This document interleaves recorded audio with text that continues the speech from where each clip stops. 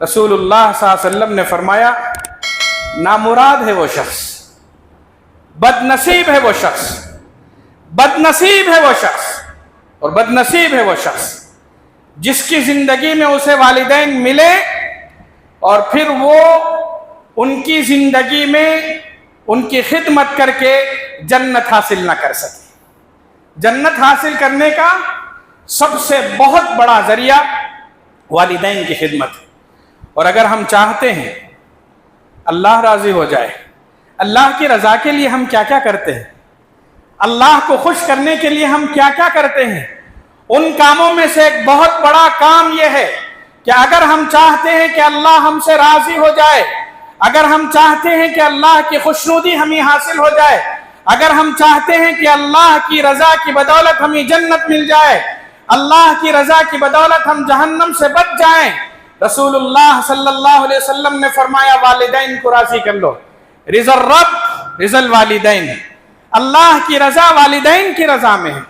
اگر گھر میں آپ کے والدین ناراض ہیں، دنیا جہاں کی اچھائیاں آپ کی بیکار، آپ کے سجدے بیکار،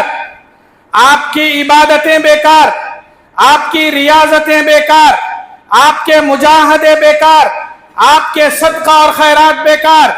آپ کی نیکیاں بیکار اور اکارت چلی جائیں گی اگر والدین ناراض ہیں۔ کیوں؟ اس لیے کہ والدین کی ناراضگی کی وجہ سے اللہ آپ سے ناراض ہیں، اور جب اللہ آپ سے ناراض ہیں تو پھر ہماری نیکیاں کس کام کی، ہمارے صدقہ اور خیرات کس کام کے، ہمارے نیک اعمال کس کام کے؟ اس لیے ہم چاہے کتنی بھی نیکیاں کیوں نہ کر لیں، ذہن میں رکھیں گھر میں والدین خوش ہیں یا نہیں۔ ہم بڑے بن جائیں، ہم مالدار بن جائیں،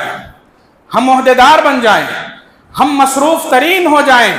اور ہم دنیا جہاں کی مصروفیات میں گم ہو جائیں، اور والدین ہم سے اگر ناراض ہیں تو ہمارے یہ عہدے بیکار، ہماری یہ مصروفیات بیکار، اور ہمارے یہ سارے کے سارے کام بیکار۔ کیوں؟ اس لیے کہ رسول اللہ صلی اللہ علیہ وسلم نے فرمایا آپ چاہتے ہیں کہ اللہ راضی ہو جائے تو آپ کے لیے ضروری ہے کہ آپ والدین کو راضی کریں۔ والدین کا زندگی میں مل جانا بڑی خوش نصیبی کی علامت ہے۔ ان کے حقوق کو ادا کرنے کی کوشش کریں، ان کے جو حقوق ہیں ان حقوق کو مکمل طریقے سے ادا کرنے کی کوشش کریں۔ پہلا حق تو یہی ہے کہ ان کی اطاعت کریں، ان کی فرمانبرداری کریں، حد درجہ احترام، حد درجہ اطاعت اور فرمانبرداری۔ یاد رکھیں ہم چاہیں ان کی زندگی بھر خدمت کر لیں، ان کا حق یہ ہے کہ کبھی حق ادا ہی نہیں ہو سکتا۔ انہوں نے ہمارے لیے جو کچھ بھی کیا ہے کرتے رہے ہیں، ہم نے اگر یہ سمجھ لیا کہ ماہانہ کچھ روپیے دے کر ہم نے حق ادا کر دیا، فون پر چند جملے گفتگو کر کے ہم نے ان کا حق ادا کر لیا، کبھی کبھی جا کر ان کے سامنے ہنس بول لیا، ہم نے حق ادا کر دیا، نہیں، ہم حق ادا ہی نہیں کر سکتے۔ انہوں نے جو کچھ ہمارے لیے کیا ہے اس کے سلسلے میں